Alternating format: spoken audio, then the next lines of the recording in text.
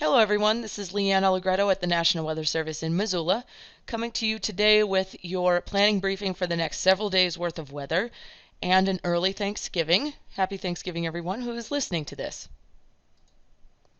Here's our key points. Speaking of Thanksgiving, we're expecting Thursday some light snow and easterly winds to develop across mostly western Montana and down into central Idaho, namely Lemhi County and the surrounding mountains there into southwest Montana.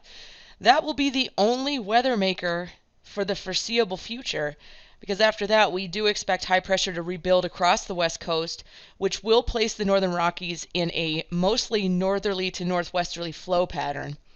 Now during this time there is a threat for air stagnation to take place.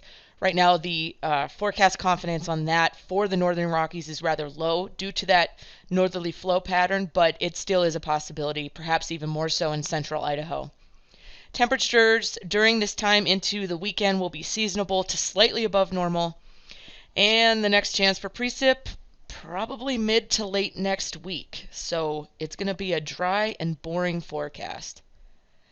Here's our weather threat matrix highlighting that most of the weather during this period will occur on Thanksgiving, Thursday, November 23rd, and then again Friday, November 24th, with a moderate chance for snow in southwest Montana and Lemhi County in Idaho, and a lower threat for snow in the rest of the regions, especially on Thursday and slightly more so on Friday for southwest Montana and Lemhi.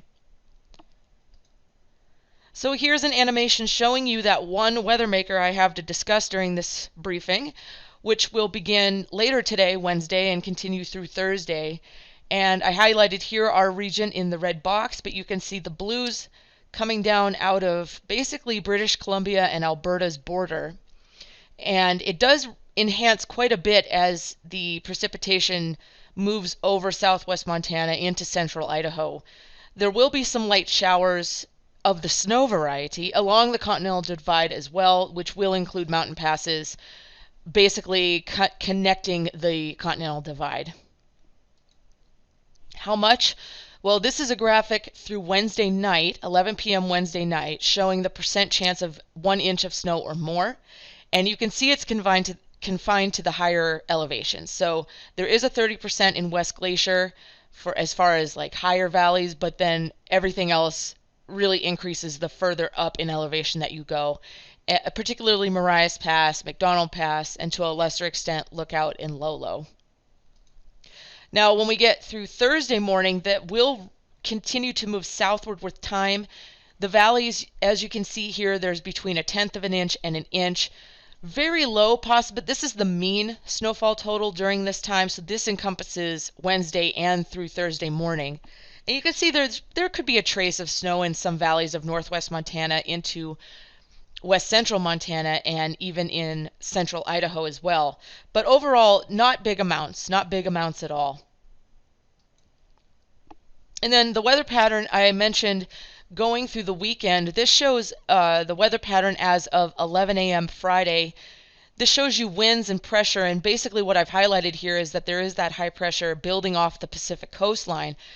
The Northern Rockies will remain under the influence of that low pressure that will center itself basically over Utah and Colorado and Wyoming. But then as we move forward, that low kind of digs further south and weakens, and the high pressure to our west will start to creep inland. But all throughout this time, the western Montana and Idaho Panhandle, central Idaho, all of that remains in a northerly to northwesterly flow, which should keep air stagnation at bay. It will depend on just how fast that high moves inland and whether it parks itself right over us and allow for that more stable, stagnant air to take place. For a temperature trend, this is Thursday through Monday. You can see most of all, the trend is to stay seasonable. We have highs in the mid-30s to mid-40s for most locations, overnight lows in the teens to 20s, all very seasonable, if not slightly above normal, depending on where you look for this time of season. Looking out 8 to 14 days, it doesn't look good for precipitation. We remain fairly confident that it will be a dry pattern and will continue to see above normal temperatures.